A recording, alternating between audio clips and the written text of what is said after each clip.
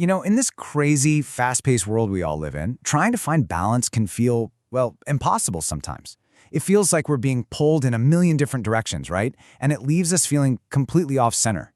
Today, we're going to dive into the incredible wisdom of Paramhansa Yogananda, who had this amazing take on it all. He taught that spirituality isn't about running away from the world, but learning how to find this perfect, beautiful dance right in the middle of it. So let me ask you something right off the bat. Does your life ever feel like a pendulum? One minute you're completely wrapped up in your career, your goals, all that worldly stuff, and the next you just get this overwhelming urge to drop it all and retreat. This wild swing back and forth, it's a super common feeling, this kind of spiritual restlessness that Yogananda saw in so many of us who are just looking for a more meaningful way to live. And Yogananda, he really nailed these two extremes. On one side, you've got the person who's totally lost in material ambition, just stuffing their life with more and more things, but their soul is basically starving. Then on the other side, you have the person who's hiding from the world, dreaming of some higher reality, but totally neglecting the life and the duties they've actually been given. He said both of these paths ultimately are a dead end. One leads to a feeling of total emptiness, and the other, well, that leads to delusion. Okay, so if we don't want to be on either of those dead-end roads, how do we stop this crazy swinging pendulum? Well, Yogananda's teachings all point toward a stable, centered middle path, a way where our material lives and our spiritual lives can actually work together in perfect harmony. And his solution is it's this beautiful and really powerful metaphor. He called it the two wings of the soul. The idea is that for the bird of your soul to fly straight and true, both of its wings have to be equally strong. This one quote right here, it just says it all. It's not about choosing between the earth and the stars. It's not about abandoning your daily life for some far-off spiritual goal or ignoring your spirit while you're caught up in worldly stuff. The real art is in the balance. Living a full, grounded life right here on earth while always keeping your gaze fixed on the stars. He actually boiled this entire philosophy down into a super simple, memorable motto: simple living and high thinking. And trust me, this wasn't just some catchy phrase. For him, this was the practical, hands-on formula for balancing our worldly responsibilities with our soul's natural desire to just soar. So here's where we can see those two wings in action. Simple living, that's one wing. And it's not about being poor. It's about finding freedom. Freedom through having fewer possessions that tie you down, doing honest work, and spending time in nature. The other wing is high thinking, and that's built on a foundation of daily meditation, selfless service to others, and studying truth.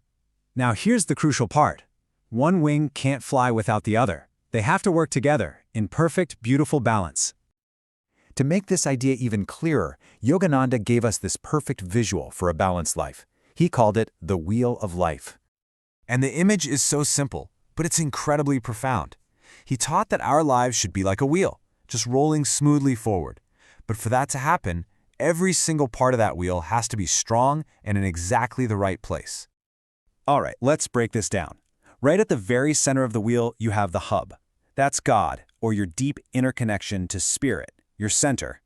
Then you have the spokes radiating out from the hub. Those are your duties, your work, your family, all your responsibilities, but they're performed as selfless action. And finally, the rim is the outer world that you interact with every day. Here's the key. If the hub is strong and you strengthen it through meditation, then the spokes will be firm and the whole wheel of your life will just roll along smoothly. I mean, that's a really powerful concept, right? But you might be thinking, okay, that's great, but how do I actually do that?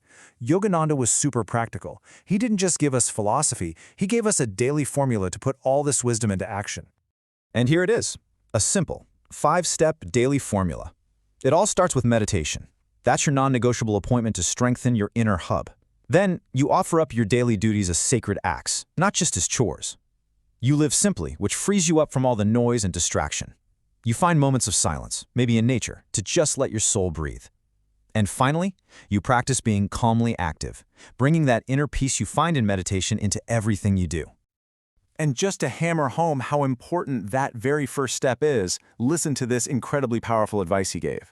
It shows that inner appointment with your spiritual center is absolutely non-negotiable. It's the anchor for everything else. It's what keeps the hub of your wheel strong, no matter what kind of chaos is going on at the rim. This little phrase is just so memorable, and it really captures the whole goal of this daily practice.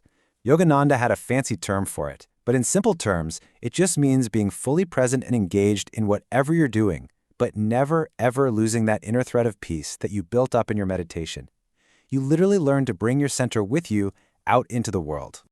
And all of this practice, all this effort, it leads to the ultimate mindset. It's the final piece of the puzzle. It's about getting beyond this idea of spiritual time versus worldly time, and instead learning how to live every single moment of your life connected to the divine. You know, this wisdom was actually shared with a disciple who was really busy and felt like he had no time for God. Yogananda's answer was so gentle but so profound.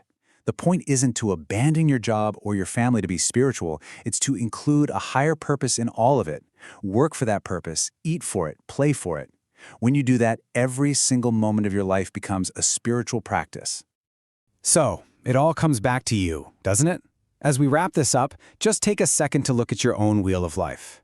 Is it rolling smoothly, or is it wobbling a bit? Maybe that hub needs a little strengthening. Or maybe the spokes of your duties need to be realigned as selfless offerings.